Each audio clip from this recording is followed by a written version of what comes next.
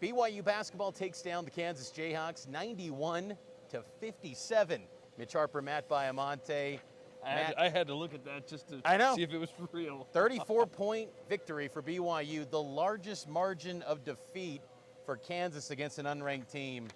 Impressive night by BYU. It was the most complete performance of the season. There was still a little scoring drought in there, but defensively they shut down a Kansas offense that has struggled of late, but offensively they were brilliant, Mitch.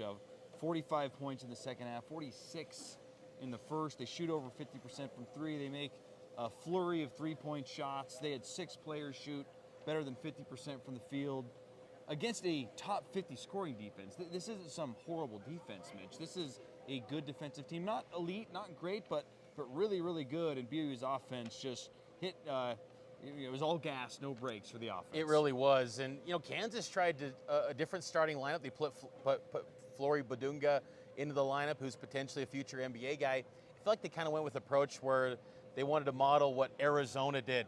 Dominate in the post, dominate on the glass. That wasn't happening, though, because Keba Keita, Fousseyni Traore, they were excellent in their physicality against Hunter Dickinson. Kevin Young pointed it out in the post game that he thought it was maybe the most physical performance this season from BYU's front court, in particular Foose, who he noted he's been challenging. You got to play better on the defensive end, and Foose answered the bell once again. Think about that, too. Foose, Dallin Hall, Richie Saunders, Trevenell, guys, they got 2 wins in 2 tries against Kansas. A couple years ago, Matt, when this BYU was invited to the Big 12, you thought, man, if you can just get an occasional win over Kansas, to think BYU through 2 years is 2-0 against that Kansas team and to hammer them like they did, pretty impressive stuff. Those names, to me, just ring true how important experience is in college basketball. And then you add Mag, who had a really nice performance in the first half. He hit multiple three-pointers that helped open up that lead. And you throw Trey Stewart in, who continues to get more trust and more minutes. The experience of this team has always been there, but now you're seeing the chemistry of all the new people come into play. I love that you bring up Keita. I feel like he's been the biggest revelation during this 3-game winning streak. Back-to-back games, K-State and then Kansas, where he nearly has a double-double. He is patrolling the paint. He had a block right over here that went into the stands at the end of the game. His emergence, just as someone who is going to protect the rim and gobble up the glass, has changed the way this team can play, as we've seen here in the win streak. And his offensive game has expanded a little bit. He can extend his range just a little bit, still not much, but if he gives you 6 to 9, 10 every night, man, that can win you games in a close setting. Tonight obviously wasn't a close game. BYU hammered Kansas. I thought was noteworthy too was BYU's up by 20 at the half. Kansas hits a 3 at the beginning of the second half. Hunter Dickinson, then BYU misses a 3. You're thinking, okay, Kansas can make a little bit of a run here.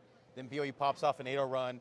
It felt like every 90 seconds, Bill Self's calling a timeout. He was out of timeouts with 14 minutes left in the game. It was unbelievable how many timeouts that man was calling so early. Enough. And he had to. I mean, they all made sense because BYU was putting together all these runs and answers.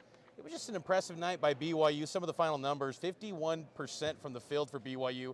They knocked down 14 threes, 38.9%, and free throws 9 of 12. Not many fouls called in this game, which was nice. This game ended in a clean 2 hours. I'm like, thank you. Usually these games are about 2.5 hours. That was very welcomed here.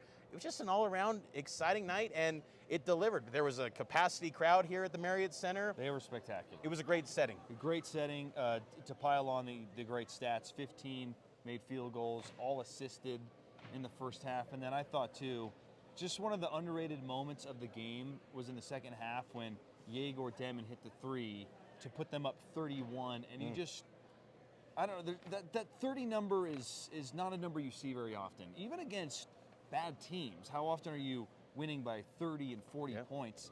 To go up 31 at that moment against Kansas, I felt like even the most blue-goggled BYU fans, Mitch, could not have ever dreamt of a night like this. A ranked Kansas team. And it needs to be stated again, this is Kansas.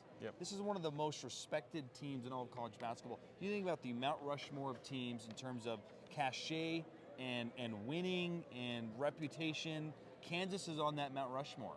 This is an elite college basketball program that's had recent success, and you were up by 38 points at one point in the game.